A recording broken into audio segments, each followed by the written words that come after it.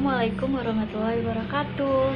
Halo, saya perwakilan dari kelompok 7 yang berisikan anggotanya ada Erlian, Imratul Hasanah, Novi Agustina Permadi, dan Siti Maimunah. Di sini kita akan membahas tentang transformasi ekonomi berbasis digital di Indonesia. Materinya sendiri terdiri dari transformasi ekonomi berbasis digital di berbagai negara, perkembangan ekonomi berbasis digital di Indonesia, peran otoritas pusat dan daerah, terus perkembangan ekonomi berbasis digital pada masa depan.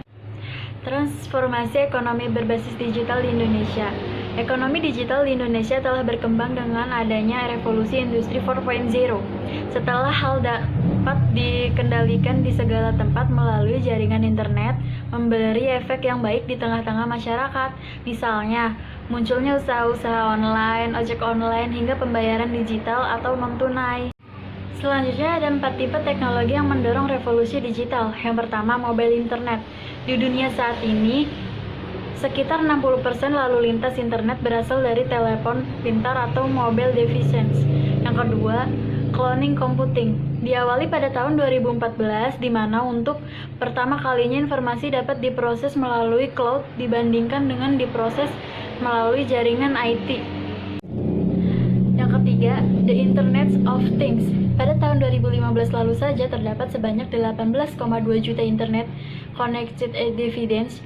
Hal ini berdampak pada tumbuhnya jenis-jenis bisnis dan cara produksi yang baru serta alat gawai terbaru seperti driverless cars, drones, and smart homes. Yang keempat, big data and advanced analytics. Pada tahun 2016 saja, traffic internet mencapai 1 zettabyte atau 1 triliun gigabyte.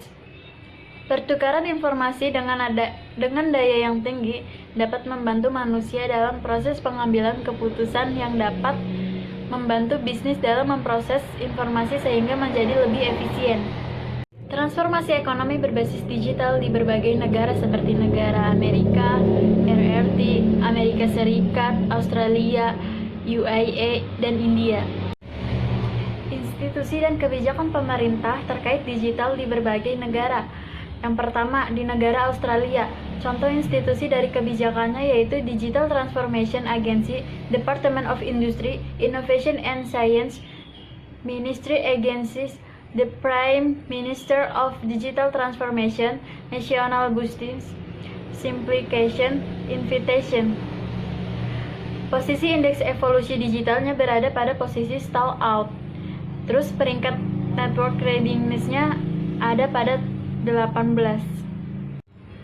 Yang kedua ada negara Amerika Serikat. Contoh institusi dan kebijakannya yaitu Digital Economy Board of Advisors, Digital Economy Agenda, Homeland Security, US Digital Service. Posisi indeks evaluasi digitalnya yaitu berada pada posisi stall out. Terus peringkat network readiness index-nya berada pada 5. Selanjutnya yang ketiga ada Republik Rakyat Tiongkok. Terus kebijakannya yaitu ada Ministry of Science and Technology, Ministry of Industry and Information Technology, Internet and Initiative, 3 Years Action Plan of Internet plus Artificial Intelligence. Terus indeksnya berada pada breakout dan peringkatnya berada pada 19. Selanjutnya yang keempat ada United Emirates Arab. Terus kebijakannya yaitu ada Minister of State for Artificial Intelligence for Industrial Revolution Strategy and Strategy of Artificial Intelligence 2031, Intelligence 2070, 1 Million Arab Countries Initiative. Terus posisi indeksnya berada pada stand out dan posisi internetnya peringkatnya yaitu berada pada 26. Selanjutnya ada India, Ministry of State for Electronic and IT Digital India Program, GIM Trinity, Gen for Mobile Banking, Aadhaar for Digital Identity, and mobile number integrate with the system. Peringkatnya berada pada 91 dan posisinya berada pada breakout. Selanjutnya ada indeks evolusi digital. Nah, posisi Indonesia ini berada pada kuadran breakout. Apa saja sih yang dimaksud dengan stand out, stall out, watch out, dan breakout? Yang pertama ada stand out, yaitu negara digital elit yang dapat berevolusi secara tinggi dalam digital dan maju secara cepat. Yang kedua ada stall out, yaitu negara yang telah mencapai level tinggi dalam evolusi digital namun sangat beresiko tertinggal karena laju yang lambat. Yang ketiga ada watch out, yaitu negara dengan ranking yang sangat rendah. Yang keempat yaitu ada breakout, yaitu negara dengan skor relatif rendah namun akan berevolusi secara cepat dan memiliki potensi untuk menjadi negara dengan ekonomi digital yang kuat. Nah, selanjutnya di sini ada World Digital Competitive Asia Pacific Ranking.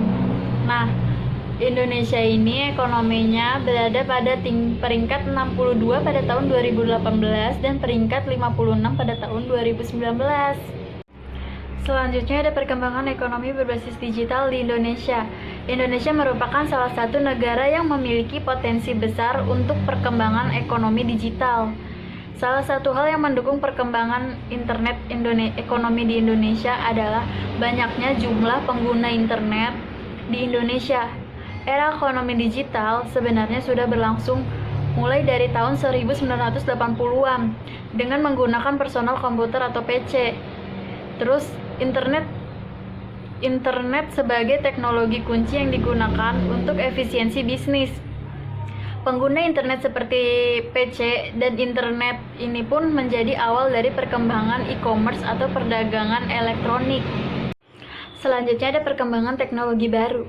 Seiring dengan perkembangan teknologi, era old digital economy akhirnya memasuki era new digital economy, ditandai dengan adanya mobile teknologi, akses internet yang tidak terbatas, serta kehadiran teknologi cloud yang digunakan dalam proses ekonomi digital, menurut Van Aert, Erban, Corrado, and Evernote pada tahun 2016.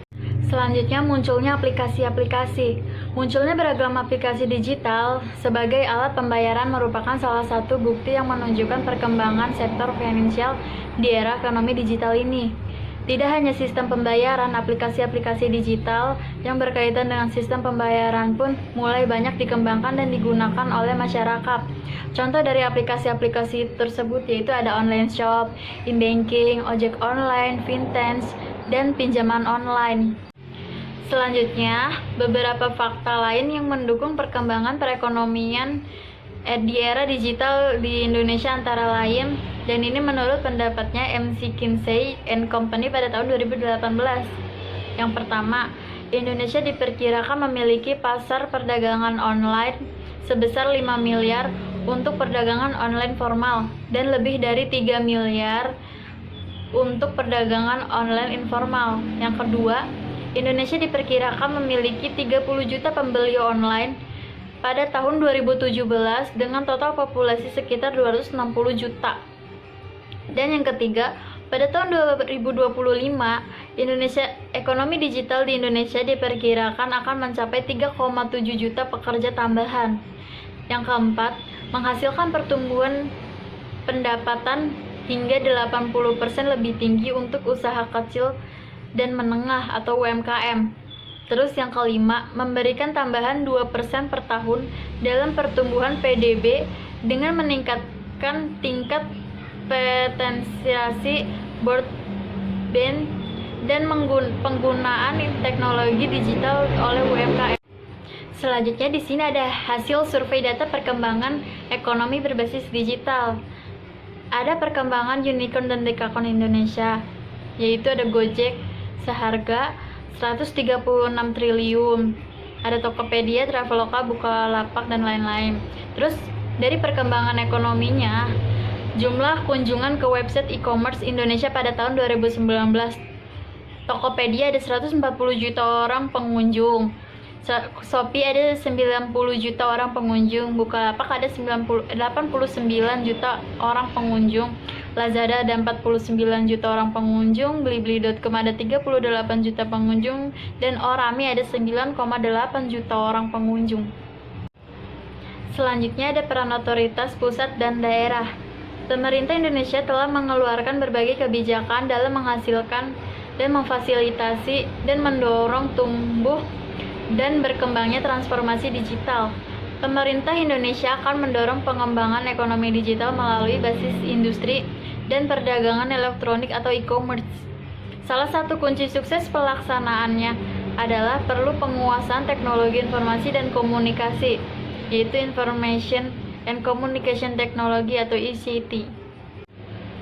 Selanjutnya ada beberapa aturan dari pemerintah. Yang pertama ada aturan dari Kementerian Koordinator Bidang Ekonomi, yaitu paket kebijakan ekonomi. Pemerintah menargetkan akan terciptanya 1000 technopreneur dengan valuasi bisnis sebesar 10 miliar US dollar dengan nilai e-commerce mencapai 130 miliar US dollar pada tahun 2020 mendatang. Terus yang kedua ada Peraturan Presiden Republik Indonesia pada nomor 74 tahun 2017. Rinciannya yaitu tentang peta jalan sistem perdagangan nasional berbasis elektronik atau roadmap e-commerce pada tahun 2017 sampai 2019. Yang kedua ada Kementerian Keuangan.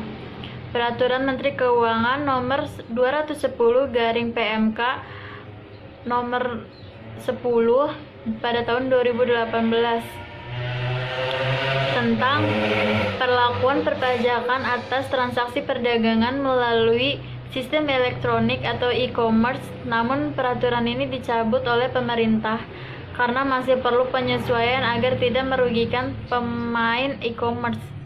Yang ketiga ada Kementerian Perdagangan. Peraturannya yaitu Rancangan Peraturan Pemerintah atau RPP e-commerce, membahas tentang sistem perdagangan nasional berbasis elektronik (SPNBE) yang dikeluarkan oleh pemerintah dan masih terus dibahas hingga saat ini sejak tahun 2015 lalu. Yang kedua ada Peraturan Menteri Perdagangan Republik Indonesia nomor 99 tahun 2018 tentang kebijakan umum penyelenggaraan perdagangan berjangka aset kripto atau kripto aset. Selanjutnya ada Kementerian Perhubungan. Peraturannya pada Peraturan Menteri Perhubungan Republik Indonesia nomor 12 tahun 2019 tentang perlindungan keselamatan pengguna sepeda motor yang digunakan untuk kepentingan masyarakat. Terus ada Kementerian Perhubungan nomor KP 348 tahun 2019 tentang pedoman perhitungan biaya dan jasa penggunaan sepeda motor yang digunakan untuk kepentingan masyarakat yang dilakukan dengan aplikasi. Terus selanjutnya ada Kementerian Pariwisata. Peraturannya pada Peraturan Menteri Pariwisata Republik Indonesia nomor 10 tahun 2019 membahas tentang pelayanan perizinan berusaha terintegrasi secara elektronik sektor pariwisata. Sebelumnya aturan mengenai jenis akomodasi ini diatur oleh pemerintah pusat. Namun karena semakin maraknya perkembangan jasa akomodasi online, maka peraturannya diserahkan kepada pemerintahan daerah. Selanjutnya ada beberapa aturan otoritas. Yang pertama dari Bank Indonesia. Peraturan Bank Indonesia atau PBI nomor 18/40/PBI/2016 membahas tentang penyelenggaraan pemrosesan transaksi pembayaran. Terus selanjutnya ada PBI nomor 19/12/PBI/2017 membahas tentang penyelenggaraan teknologi finansial. Beberapa yang diatur antara lain menetapkan kewajiban terdaftar untuk menerapkan prinsip perlindungan konsumen, terus menjaga kerahasiaan data dan atau informasi konsumen termasuk data dan atau informasi transaksi. Terus yang kedua ada Otoritas Jasa Keuangan. Yang pertama tentang peraturannya tentang POJK nomor 77/POJK nomor 1/2016 membahas tentang layanan pinjam meminjam uang berbasis teknologi informasi yang mengatur bahwa badan hukum penyelenggaraan layanan dapat berupa perorangan, terbatas ataupun koperasi. Selanjutnya ada POJK nomor 13 garing POJK nomor 2 garing 2018 tentang inovasi keuangan digital di sektor jasa keuangan yang mengharuskan penyelenggaraan untuk berbentuk badan hukum perorangan terbatas atau koperasi. Selanjutnya ada perkembangan ekonomi berbasis digital pada masa depan. Nah, teknologi dalam 10 tahun ke depan. Pada tahun 2021, robot dokter pertama akan hadir di Amerika. Terus pada tahun 2022, 10% dari populasi dunia akan terhubung dengan internet mobile, akan diproduksi menggunakan printer 3D. Pada tahun 2023, 80% populasi dunia akan online. Pada tahun 2024, lebih dari 50% konsumsi internet digunakan untuk peralatan rumah tangga. Untuk pertama kalinya, transparansi hasil dari proses printer 3D, akses ke internet akan menjadi hak dasar manusia untuk semua orang.